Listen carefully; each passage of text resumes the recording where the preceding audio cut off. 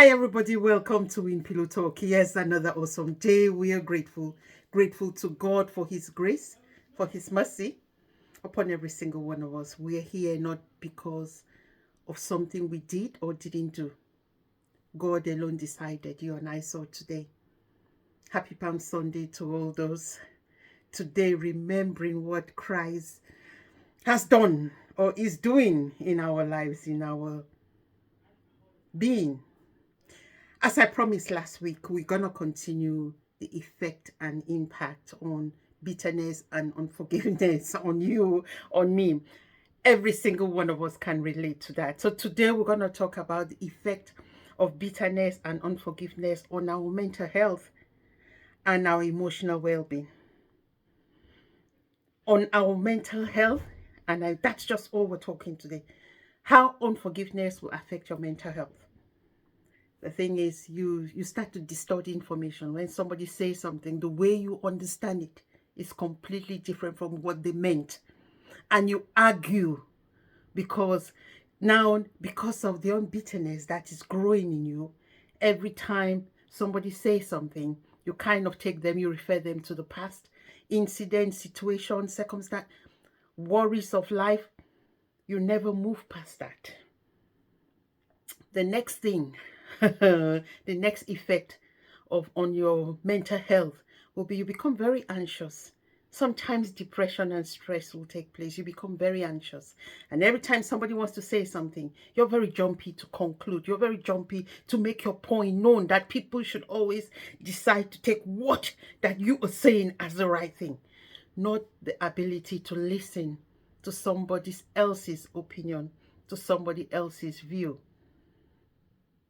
Sometimes when you carry so much bitterness and unforgiveness on yourself, on mentally, it gives you stress. I when I am angry or I'm bitter with somebody, the first thing that happens, I just instantly develops a headache. I have a headache I cannot shake.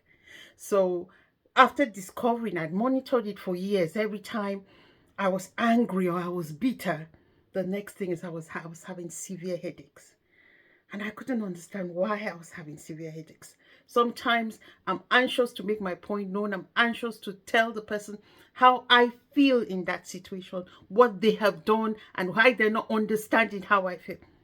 I end up, and I realize the Lord just wants me to let it go and let Him in, because He is able to do more than I can ever think or imagine.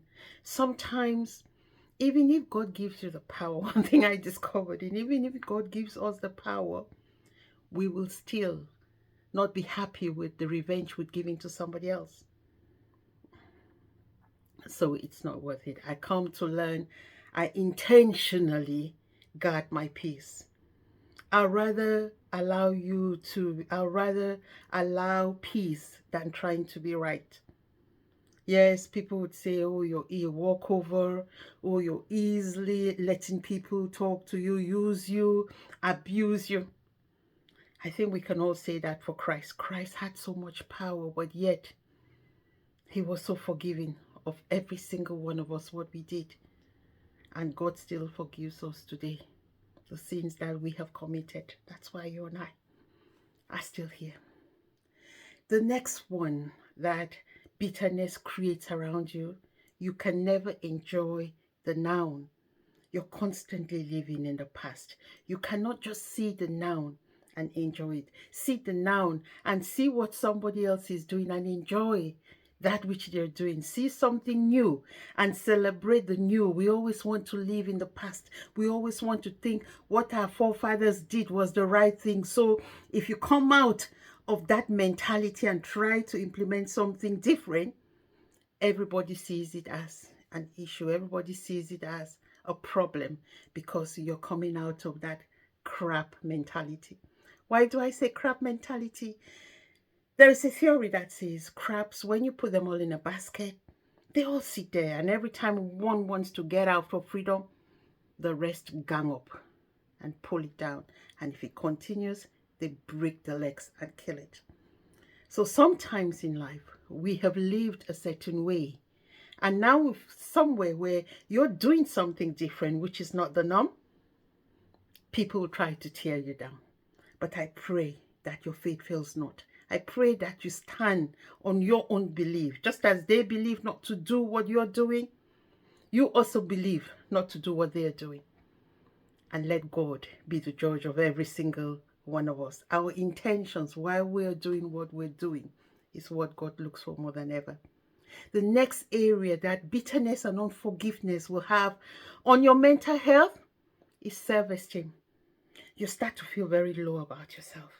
You start to lose your confidence. You start to lose how you feel. You start to lose that je ne sais quoi about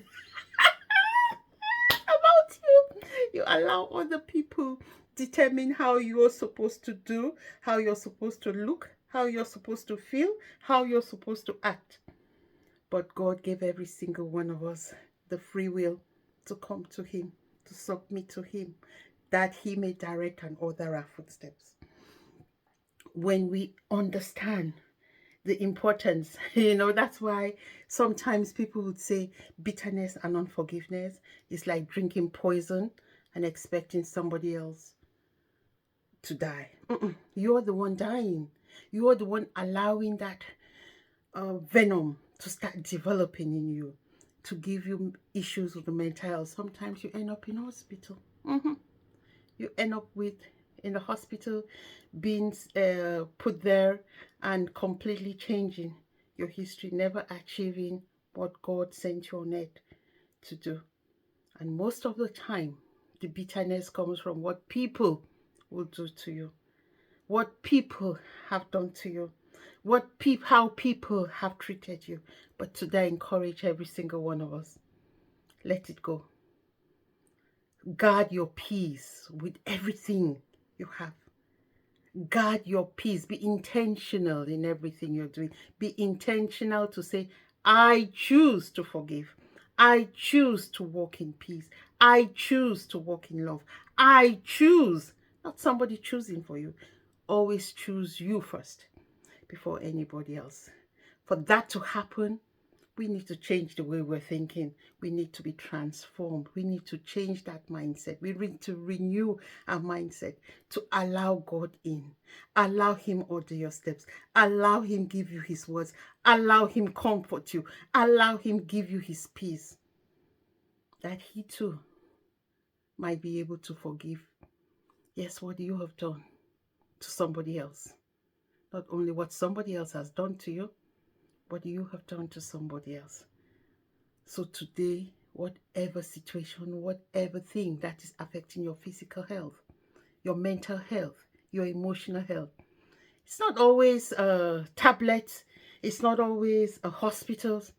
Sometimes a short prayer and letting the effect of unforgiveness leave you, leave you, leave you, and allow God to take care of you is more than what you will ever enjoy. It's more than what anybody can give to you on earth. Stay blessed. Look within you. Uproot every form of bitterness. Uproot every form of unforgiveness. Intentionally allowing God to lead you. Stay blessed. Love you guys. If it carries to come, see you next week as we talk on the spiritual impact of bitterness and unforgiveness on every single one of us. I'm looking forward to that. I hope you too are looking forward to it. Love you. Stay blessed. Bye for now.